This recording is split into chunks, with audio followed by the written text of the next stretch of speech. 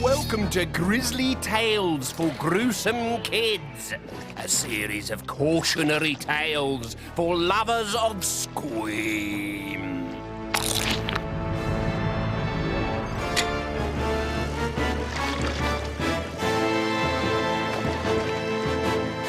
I call this tale The Butcher Boy. There is a butcher's shop in Grizzly run by 3 generations of the same family, the Knucklebones. There is Grandfather Gideon, his son Chopper, he of the 1 eye and 3 fingers, and his son Chuck.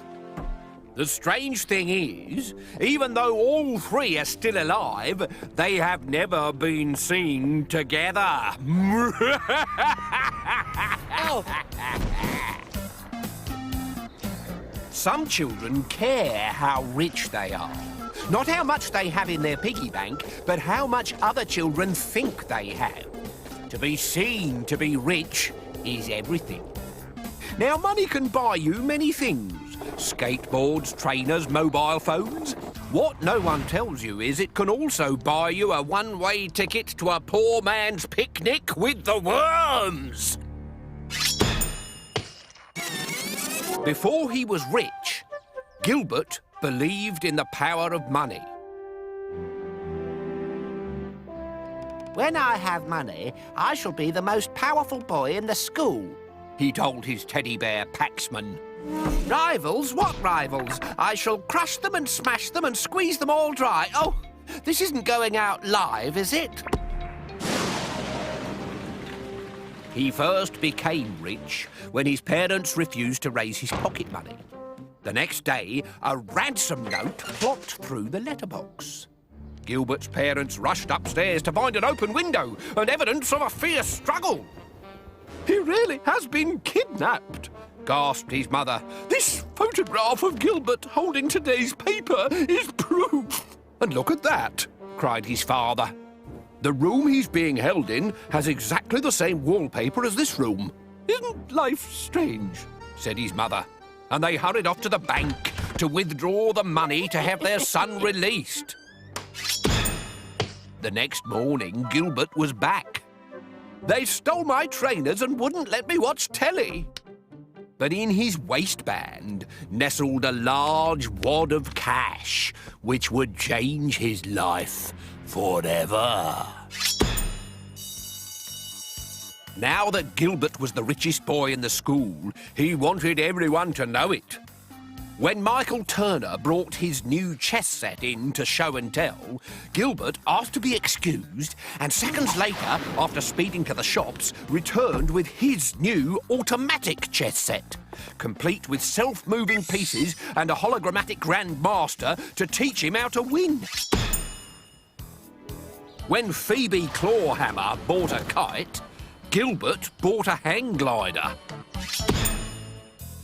When Terence Filch bought an MP3 player, Gilbert bought his own band.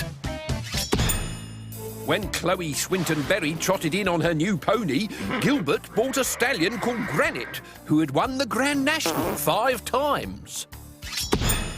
And when Peaches Mulhoon and Ahmet Iqbal bought a beautiful wooden yacht, Gilbert bought a US warship, complete with launch pad for gung-ho presidential visits. Bring it on! The truth was, Gilbert couldn't bear anyone else to be the centre of attention. Then, one day, just after Christmas, Chuck the Butcher Boy brought his new bicycle into school. His family had just made a shed-load of money from turkeys, so it was the newest bike on the market with all the extras, including friction-free paint as used on the space shuttle, automatic gearing, onboard games console, and a uniquely moulded gel saddle to banish bum blisters. Even though he rushed into 50 different shops, Gilbert could not buy a better bike anywhere. When he got back to school, Chuck's bike was still the centre of attention. And it made Gilbert mad. Mad enough to do something stupid. If Gilbert couldn't buy a better bike, he'd steal the best and claim it as his own. That night, as an old-fashioned fog swirled down the street, an old-fashioned bicycle bell jerked Gilbert from his sleep. When he peered out of the window, he saw a colourless boy in jacket and cap, riding an old-fashioned butcher's bicycle. It was Chuck. From his front basket, he pulled out a metal object which glinted under the street light. Whoa! Bike? Then, thinking he was being clever, Gilbert shouted, "What bike?" But he was shouting to himself and the fog, because the butcher boy and the butcher's bike had disappeared. Gilbert returned to bed.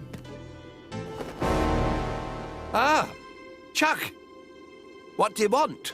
I've come for my son's bike. Your son's bike? You haven't got a son. Who are you? What are you? I am my own daddy and my own son. Gilbert thought his heart had stopped. This isn't possible. I don't understand. We're a very close family, said Grandpa Gideon.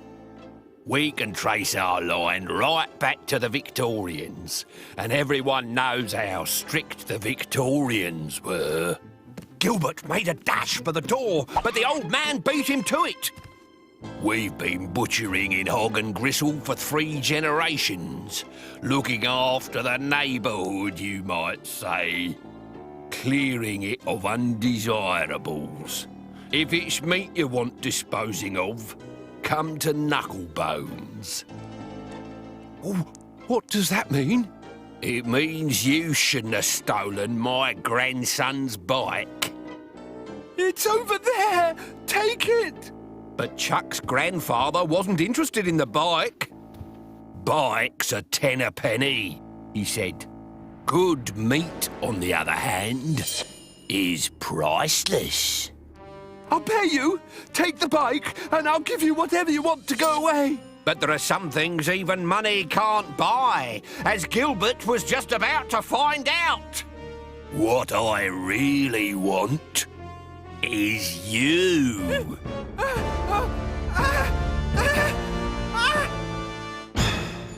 The next morning, Chuck rode his new bike into school and distributed Gilbert's expensive toys to all of the children whom Gilbert had hurt.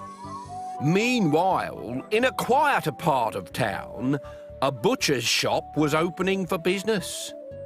There was a new sign in the window.